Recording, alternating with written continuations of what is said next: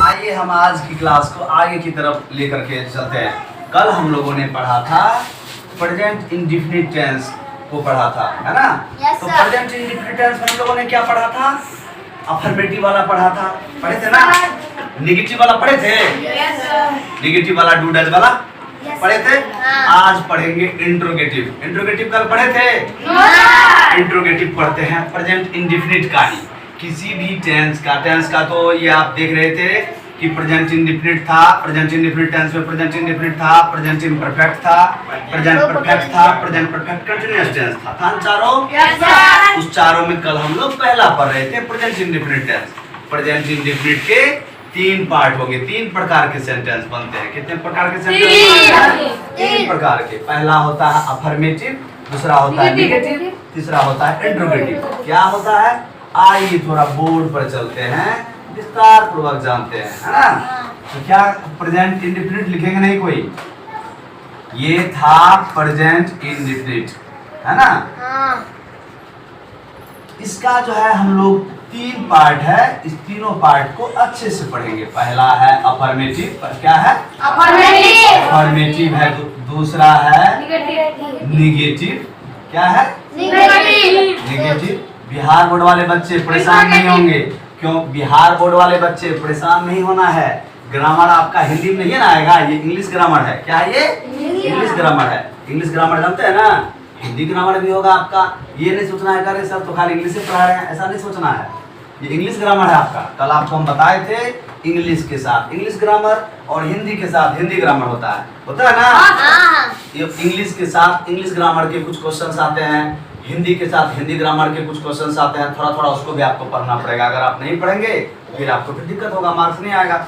आइए जानते हैं। तीसरा है इंट्रोगेटिव। क्या है? इंट्रोगेटिव, है ना? इसमें सेंटेंस भी लगा सकते हैं, इसमें भी सेंटेंस लगा सकते हैं, इसमें भी सेंटेंस लगा दीजिए। आइए जानते हैं इनको। तो पहला क्या है? अफर्मेटिव, जिस वाक्य में क्या, क्यों, कैसे, नहीं, ये इत्यादि नहीं लगा हुआ।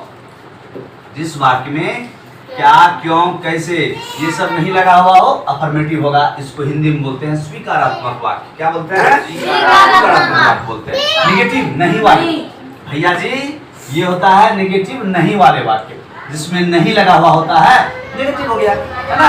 मैं नहीं जाता हूँ, मैं नहीं पढ़ता हूँ, मैं नहीं खेलता हूँ, ये हो गया नेगेटिव वाला। इंट्रोगेटिव वाला, जैसे ही इंट्रोगेटिव वाक्य आया हो गया प्रश्नवाचक वाक्य। क्या आ गया? प्रश्नवाचक वाक्य, जिस वाक्य में प्रश्न किया जाता है ना? क्या तुमने खाना खाया? वो तो अलग हो गया। हम लोग प्रेजेंट इंडेफिनिट टेंस पढ़ रहे थे, उसमें लिखेंगे क्या तुम खाते हो, क्या तुम खेलते हो? क्योंकि हमने आपको कल बताया था कि प्रेजेंट इंडेफिनिट टेंस के पहचान हमने बताया था। क्या बताया था प्रेजेंट इंडेफिनिट टेंस के पहचान?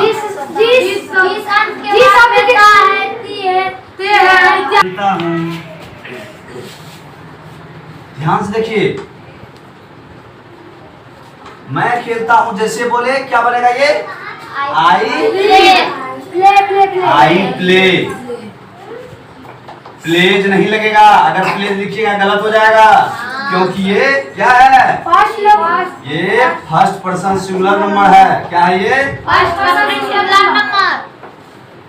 पर्सन सिंगुलर नंबर है ये। कल हमने आपको चार्ट में बताया हुआ था। कहाँ बताया हुआ था? चार्ट में बताया था। कहाँ लिखेंगे सिंगुलर, कहाँ लिखेंगे प्लूरल, कहाँ क्या होगा। हमने आपको बताया था सिर्फ थर्ड पर्सन सिंगुलर नंबर के साथ क्या होगा?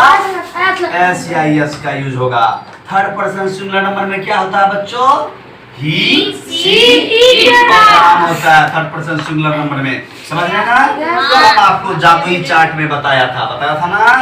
और सुनिए, हम थोड़ा आराम से आपको पढ़ा रहे हैं, थोड़ा स्लो पढ़ा रहे हैं। स्लो मतलब बहुत जल्दी आगे भागने का प्रयास नहीं कर रहे हैं। पता है क्यों?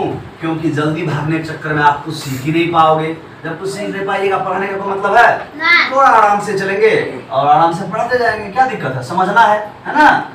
हाँ तो हाँ बिल्कुल। तो क्या है, मैं खेलता हूँ, क्या होगा, आई प्ले नहीं होगा सर, ये गलत हो गया। बोलेंगे आई प्ले, क्या होगा, आई प्ले, ये सही है। ये क्या है, ये सही है।